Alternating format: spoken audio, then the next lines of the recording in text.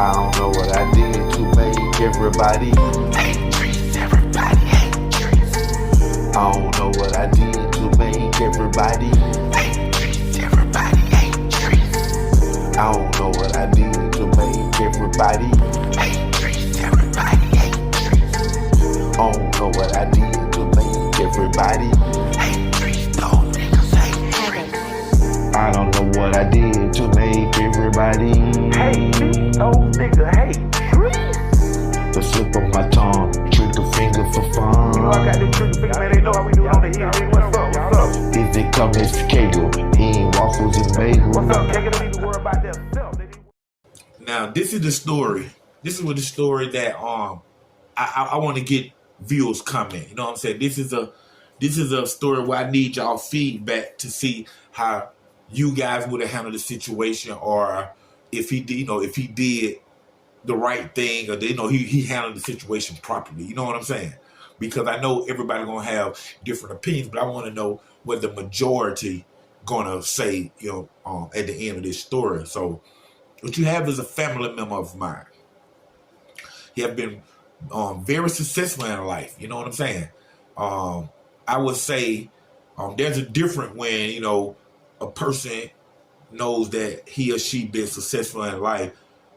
They really don't speak about it. You know what I'm saying? But when I find myself listening to this person saying how blessed their life has been, it really don't seem, and I take a look at it, it really don't seem that they have had a blessed life. Not that they haven't been blessed in life at times, but just having a blessed life. And I can take, the person in whole, meaning they are very well off, very financially able, plenty of money in the bank to buy anything they want, and have helped out a lot of family members, including myself, on numerous occasions, along with other people that's not even related to us. But this person have retired from a county job, you know what I'm saying, after 28, 30 years, have ventured into having his own barbershop, been like the top seller, top banker at car lots, have ventured into real estate, been very successful there. Even sold several family members' houses. Didn't have to pay any money down or got money back, and did a lot of things. You know what I'm saying? So I can say that this person have helped out a lot of people. And the thing is about it is, did that person have an agenda when they was helping people out? Was it the kindness out their heart, or was it to say that they done it? You know what I'm saying? We would never actually know that, what a person is thinking when they do something of good nature to help you. Is it genuine, or is it to say that they done it, or anything like that? After all these things, after all these years, with this being my relative, I can say these things had other agendas. It just was not the kindness of his heart. You know what I'm saying? And when I think about everything into fold, like I say, this person haven't been in any trouble in their life, maybe got in trouble once, but all that stuff was thrown out. The allegation was, dismissed, things of that nature. You know what I'm saying? So this is what you have now. You have this, we would say, very successful person that's in their 60s right now, and now their kids, his kids, have became adults. You know what I'm saying? Each and every last one of them, he have like 5, 6 kids, and they have became adults and having kids of their own.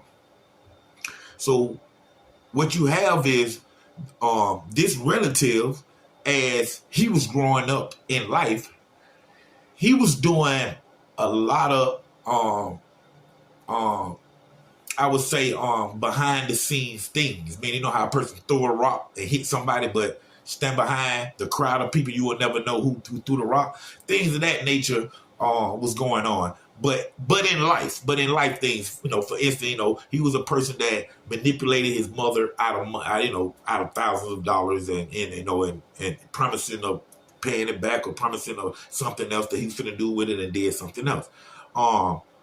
Simple things like, his father, hey, go cash this $2,000 check. And, could you put it in your bank and give me the money out? Yeah, and don't do it. Just keep the money and run out with it. Things like that. You know what I'm saying? It was just, some very manipulative and vindictive things that this person had done throughout their life. In spite of them having a lot of money and being successful on their way up, when they didn't have a lot of money, they stepped on a lot of toes and did a lot of crooked things. All the way to the point where I remember this person had owned a pressure washing service. And it was things like this that shows your heart and your heart condition. He would have Mexicans that worked for him. The Mexicans might be in a tight bun, this month or something. Maybe their $340 light bill need to be paid at the same time. The car note need to be paid, and they didn't have the money. So they will go to their boss man, which is the relative of mine, whom I am speaking about, and they will say, just giving y'all a number, hey, I need to borrow some money this week off of my check because I have to pay something, gonna get put out on my lights or a car note or the insurance or anything of the sort. So my relative will say, okay, how much do you need to borrow? And I'm just giving y'all numbers now. The person, the Mexican, will say, I need to borrow $1,200. Then my relative will say, okay, well, I'm going to let you borrow that $1,200. But you're going to have to give me $2,400 back. And with the Mexican desperately needing the $1,200, he go ahead and take that offer. Now, when he take that offer, when that week roll around, and we'll say he was one day missing out his check. They didn't work because it was raining. This is pressure washing. It was one day missing out his check to make his check be $2,400 exactly. And what my relative would do, he will go to his foreman, give his foreman all the checks for everybody. And when it came to that Mexican, when he got his envelope, when he opened it, it wasn't nothing in there.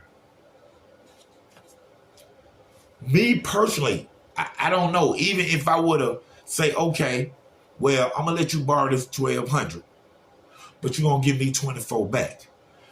Even if I did something as selfish as that, when it came around, I looked at payroll and I seen that man who got a family and kids at home only had $2,400, I wouldn't have took all of it. I would have gave some of it back and let him owe me on the next check. Now, speaking of that same situation, me, myself, a relative of this person, have also worked myself with him. And I needed to borrow $200, $300 off my check to pay for something that needed to be paid right there. And with that being said, was going to pay it back off my next check. No problem at all. But with that being said, for whatever reason, we didn't work for 2 of those days in a week. And when my check roll around and I'm getting dropped off at the house by this relative, I know that my check is only $300 and I owe him $300. And I asked him, hey, can I give you $250 and keep $50 to go into my house where my wife and 4 kids at the time, 4 kids are at. And at this time, we're actually staying with my wife's sister. We didn't have a place to stay at the time. We staying with my wife's sister. And when I asked him for them $50 and, just to go in the house and give my wife them something, he tell me, no, you have to learn how to pay your debts, Dontrece, and take all $300 and pull off. And let me walk in the house that week with no money. And I am a nephew of this relative. You know what I'm saying? So I look at things like that, your heart, what you feel about money and other people. You know what I'm saying? But make a long story short, now all this time done passed and years done passed, and now boom, he just about to retire from the company that he done built, the glass company that he done built in the family and all that. But his only daughter, who had got married, rebelled against him and did her own thing. She divorced now, whatever. Got 3 kids and had no place to stay, and called him crying, "Need someone to stay, please." You know. That's what we do. You know, we go back to our parents. Me, my sister. It happens at times. It's nothing new. And he let her back into the house. I mean, well, he let her come, home. He got the 3 grandbabies. Care about the grandbabies, of course. And once she get in the house, he realized how disrespectful she is to him, to his house. It's weed smoke everywhere. The kids right all on the walls. The house be flooded. Mashed potatoes is from his front door to his back door. It was like a snow slide. You might walk in the house and see footprints, a pile of flour. You might see footprints all through the house. You know what I'm saying? You might see a dozen eggs on the floor, cracked. You'll get them all up and come on the next day, another dozen eggs with writing all over the wall that Mr. Clean Magic Eraser can't get off. and this is, this relative, his house used to be the cleanest house that any Knox family member ever had in their life. You know what I'm saying? And to see how nasty is it now, weed guts, it smell like marijuana, and his daughter don't care. Smoke it right in front of him, smoke it outside, on the back, on the front, in front of it, and don't care. And then if he say something to her, she will disrespect him to the T, to don't say nothing to me type. You know what I'm saying? And now I look at how he did his parents. He respected them, but it was things that he did, like stole and lied and stuff like that throughout his life to them and other people too. And now I look at what his kids, not just her, what his kids are doing to him. You know what I'm saying? With the exception of two boys, love y'all. With the exception of 2 boys, the other 3 boys and that one girl, no respect, cuss him out, smoke weed, marijuana in his house. He tell him not to. We don't care what you say. Type kids. And now he can do anything to control them, to stop them. All the money in the world, all the money in the bank, he can't save this situation. He can go right now and get his daughter an apartment, her own apartment, get out of the house, get an apartment, get a new car and everything. That won't help her. What you think might help her, see money, it won't even help her, because she get a place, then he can't monitor what happened to those little 3 grandkids that's hers. You know what I'm saying? Because she's not too much into those kids her damn self. Not far as being a mother. You know what I'm saying? I done seen mothers, I done seen unmothers. And I know where she fall at. This ain't nothing that I'm making up. This is what I have seen. You know what I'm saying? So now, with all the money in the world, he can't fix this one problem that's inside his house. So you know what happens? He secretly called DFCS on his daughter. You know what I'm saying? Then act like, just like these other little things he done manipulated and hiding behind stuff, then he act like he didn't do it. When you got DFCS saying these kids don't take baths and they rarely eat, only people know this is people in the house. The school only knows so much. You know what I'm saying? These kids, little bitty kids, the oldest is probably 6 or 7. They ain't going to school saying they don't be eating. They don't be taking baths. You know what I'm saying? The school can tell about the bath thing by looking at the nails and stuff like that, but that's a long shot. That's a long shot. And then when it came out by DFCS came and stuff, we trying to find out who called. It was said that DFCS said, well, the person that called anonymously, of course, you know they call anonymously. He said that they told them that the person that calls all the time. How do you know a person calls all the time if the person is anonymous? But people around is intelligent enough, because we know we talk about this with amongst each other. We are intelligent enough to know that he called defects on his own daughter, sitting in the house right there, and act like I ain't called. And the thing is, some people might agree with him calling defects because all this stuff going on. The kids running with butcher knives, little bitty 3-year-old running through the house with butcher knife when we walk through the door, and a house flooded, and just a whole bunch of stuff. You know what I'm saying? Bathtub full of dirty water from 2 weeks ago that the kid just fall in and drown. I understand a person call. I don't agree with it, but I understand. But if you call, say you call. It's your daughter. Man up, what you scared of? For real. But I want to know all y'all opinion. Would y'all have called defects on your daughter that stays with you because of whatever going on in the house to have those kids taken away?